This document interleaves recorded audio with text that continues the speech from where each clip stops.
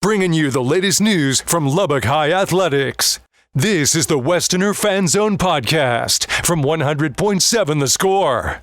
Good Wednesday evening, last Wednesday of the show before Thanksgiving. We are off next week and then come back December 1st with a little bit different schedule. We'll run through that before we get out of here tonight. I'm Randy Rosetta. This is 100.7 The Score. We do this, well, I was about to say we do this 3 nights a week. We've done this 3 nights a week all fall. Starting December 1st, we'll be back to 2 nights a week because basketball season is in full effect. That's one reason my current guests are sitting with me here. Go ahead and run through that schedule before I forget. That way we'll knock that out of the way. This is the last Wednesday show. Like I said, starting December 1st, we will be on Mondays and Wednesdays. Mondays will be Estacado, Monterey, Memorial, and Liberty. That'll be starting at 6 p.m., 20 minutes for the first 3 schools. Liberty gets the last half hour, so they get a few extra minutes. Then on Wednesday, Lubbock High, Coronado, Friendship, and Lubbock Cooper get their chance at the mic. Also starts at 6 p.m., 20 minutes for the first 3, Lubbock Cooper for 30 minutes. So a little bit different, but we will get all 8 schools each week, just like we have all fall, just a little bit shorter shows. That way folks can get out and watch high school basketball, which they should be doing anyway, but we'll make sure that they have no excuse. If you're watching on TV, to my far left is first-year coach Jose Perez, who now owns a victory as a head coach after last night, 55-48 against Hereford. And we'll let him introduce his 2 guys here, and we'll take it from there. Right next to me is Denzel Jr., came from football, Denzel Robbins, and then Ian Foote, senior guard. And Ian's been around. He's like the 2 guys I talked to after the game last night. He's been around for a little while. Correct. Ian, were you varsity the last 3 years? No, sir, just last 2. Just 2, okay. There's a lot of names I know from Lubbock High because my daughter's a senior at Lubbock High. I'll tell you who she is when we get done here. I've seen you guys grow up, just you didn't know it. So I told my daughter last night that I told Peyton, I was like, I'm Darby's dad. And he was like, oh, I know Darby. I was like, wait a minute. And I asked Darby, I said, did you guys get along? She said, oh, yeah, I laugh at him all the time. So that's high school kids for you. It was kind of cool last night, too, to see some of your old high school friends there. Right. Those bonds are, I hope your guys saw that. Hope they saw that you have bonds that go back, I don't want to age you here, 23 years, 24 years? Let's see, 99, 2000, and 2001. We're all there. So you're coming up on a 25th anniversary, yes. Reunion here pretty quick. Mm-hmm. You're holding your age well. I appreciate it. And you've got. We'll see after this year. No comment. We'll start talking about last year here in a minute because last night you guys got that first win. Westerners beat Hereford, like I said, just the second game of the season for you guys last night. Correct. Boys just started last week. Girls are several games in. I talked to Jaden Isler from Lubbock Cooper a couple days ago. I think they've already played 7 games now, and they play 3 more this week. One reason you guys have to do that in your district is when does your district season begin? Mid-December. So yeah, it's pretty quick. I think the girls start maybe before Thanksgiving. Yep. Because there's 18 district games, or 16 or 18, and you have to fit all that in around Caprock and doing all kinds of things. So the early grind is important, but you got to make that grind really important and get going. Estacado, you guys didn't have to do that as much. You got to kind of figure some things out. Right. We were at Estacado. We were able to kind of get football in, get them acclimated to what, conditioning wise and what we had kind of installed, and then, get into a few tournaments, get their legs under them. Where here, it's you really have to make the end of November and December count.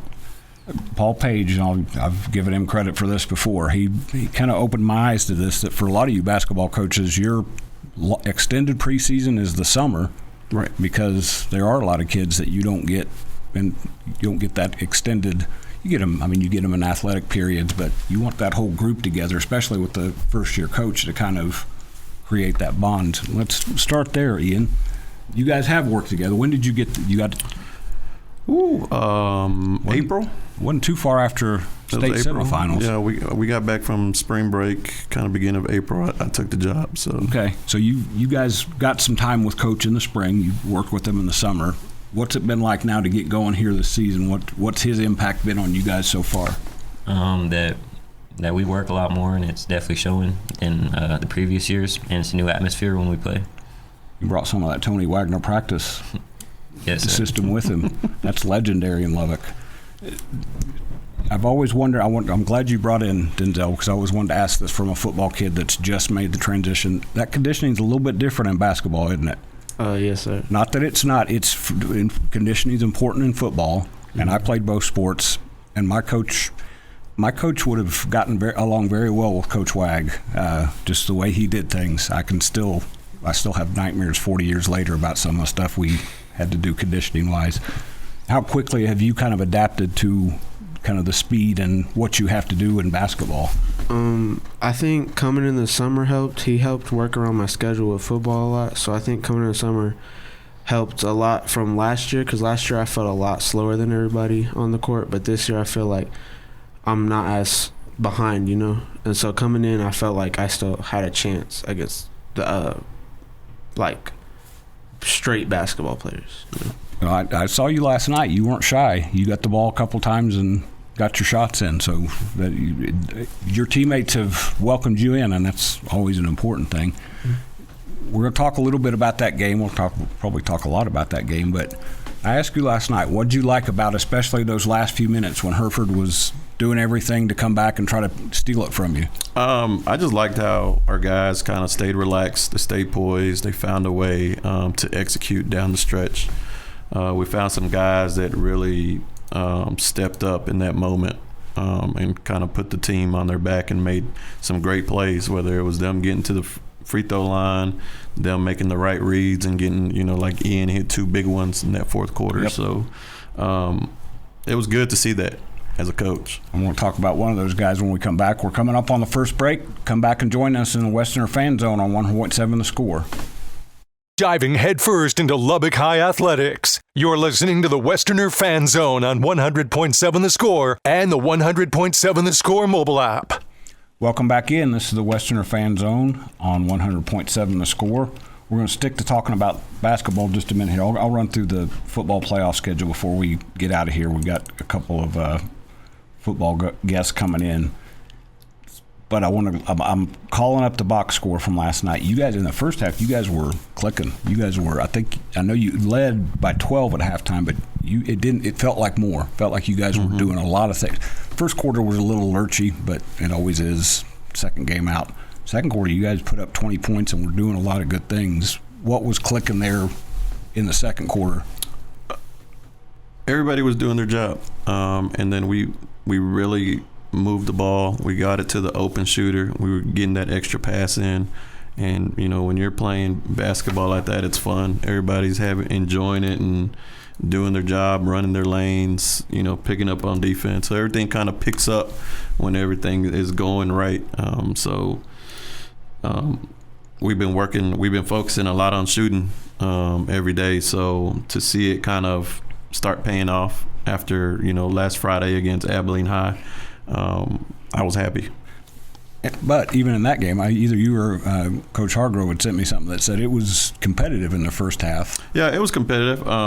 We let it get away that second half against Abilene, and they hit wide open shots just because we were over rotating.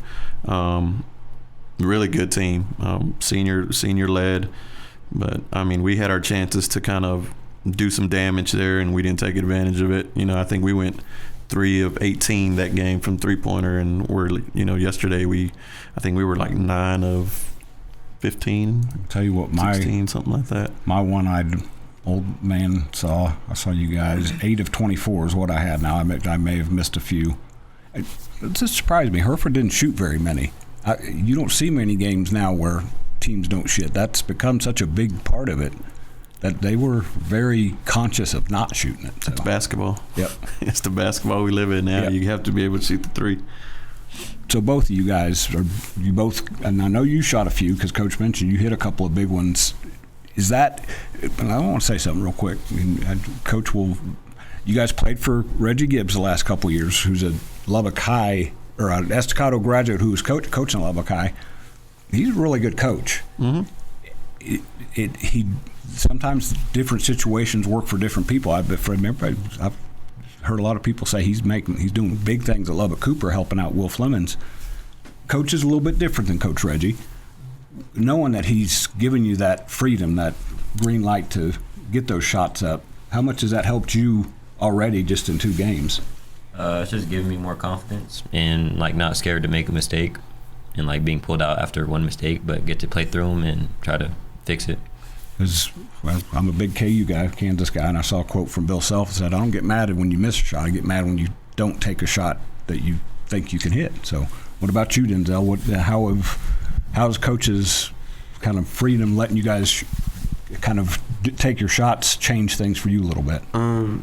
I feel like it gives me confidence and like makes me not second guess myself when I'm finna shoot the ball, because I know he's not going to take me out for missing a shot. As long as I'm doing my job on defense and doing my job on offense, I'm going to be fine. Have you guys tried to get Coach to shoot? Do you kids still play horse, or is it called something else now?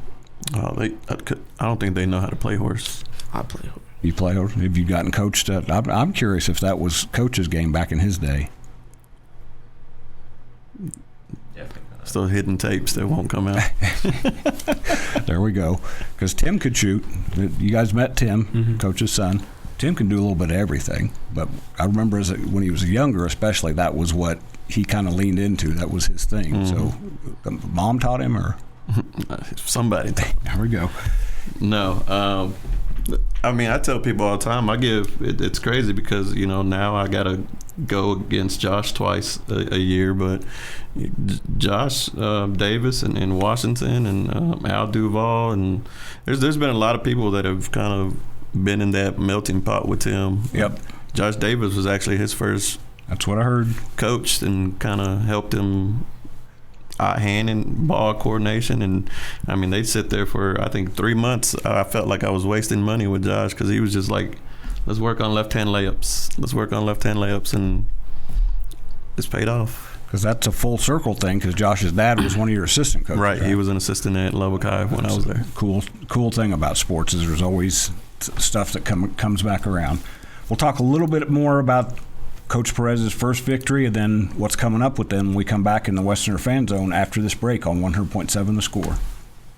Your inside look into Lubbock High sports. This is the Westerner Fan Zone on 100.7 The Score and the 100.7 The Score mobile app. Welcome back in. We've got one more segment of the Westerner Fan Zone on this Wednesday night.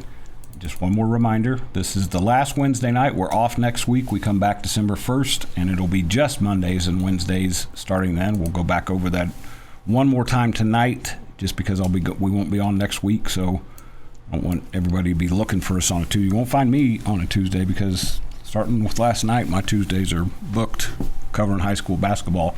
I love football. When you live in Texas, you got to love football.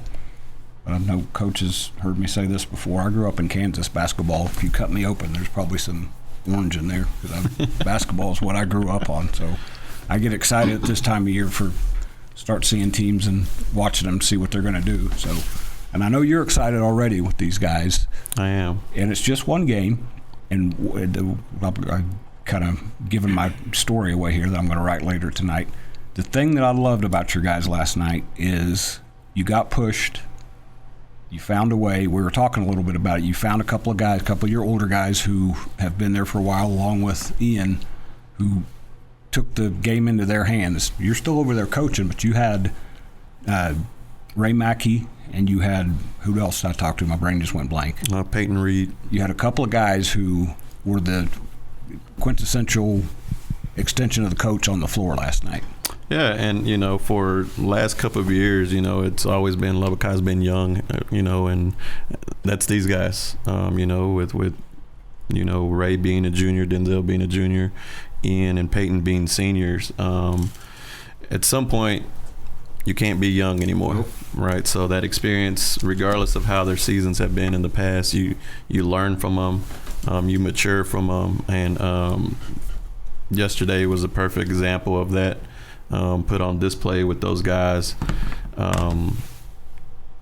Finding a way to kind of, we kind of let the game get close because we were up, and then they found a way to cut into the lead, and then our guys our experience kind of took over. We valued the possession. That's something that we've been preaching about, valuing the possession, and then just working until we get a good shot. We didn't rush it. We didn't take bad shots. We took open shots, and then we got to free throw line, and we put them in.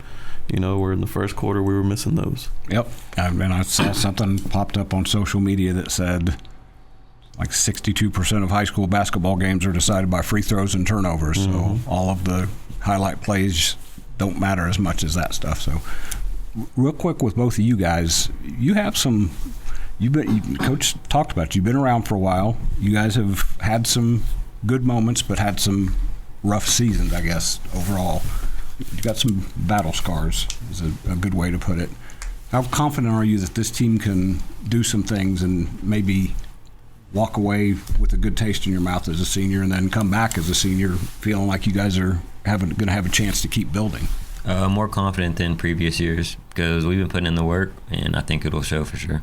Like Coach said, would you get older, you either get better or the other, and you don't want to do the other. So what about you, Denzel? This is my first year on varsity, but this feels like the most mature team I've been on. We play around and we joke around in practice, and sometimes he has to get on us for that. But I feel like when it comes to it, we know when it's time to lock in for the game. So I feel like I feel positive about the next few years. We should be good. I don't hide this very well, being a Lubbock High dad. I tell Juan Rod this all the time. I think it's good for Lubbock if Lubbock High gets to a point where you're competitive and people know who you are, if that makes sense. And back when you played at Lubbock High in basketball and in football, you reintroduced me to Tremaine Johnson Sr. last night, who I hadn't seen in 25 years. Back then, you guys were teams had to show up and play against you. It wasn't couldn't just chalk it up. Yeah, absolutely. And it's just the type of grit that we've always had, the pride that we always had, where regardless of who we were playing, regardless of the outcome, every team had to come in and battle us. We weren't just going to roll over and let you, leave with the win. You had to earn it when you played us. So, that's just what we're trying to bring back. I got some of that experience over at Estacado and what it's like over there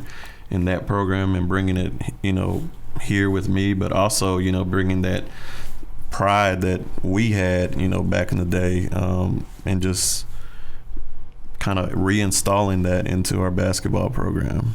And I asked you this after the game. You walked into the gym for your first home game as the head coach, and all those people were there.